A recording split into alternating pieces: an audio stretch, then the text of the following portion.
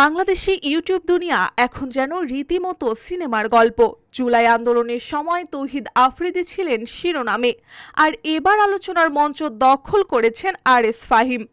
হঠাৎ মালয়েশিয়া যাত্রা যেন দর্শকদের সামনে একেবারে অপ্রত্যাশিত টুইস্ট, আর ভক্তদের কৌতূহল ছুঁয়েছে একেবারে আকাশে।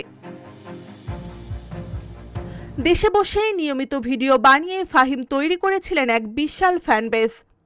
তার ফান ব্লগ, ঠাট্টা, তামাশা আর সরল মজার কন্টেন্ট ভক্তদের মন জয় করেছিলেন অনেক আগেই, কিন্তু হঠাৎ বিদেশে উড়ে যাওয়া যেন পুরো গল্পটাই বদলে দিল।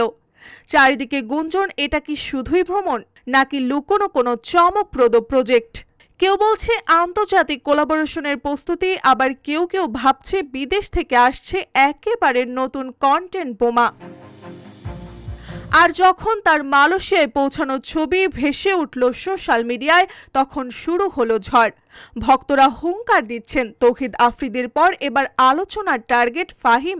আসলেই তাই, ভাই যেখানে যায় আলোচনার ঝড় যেন তাকে অনুসরণ করে।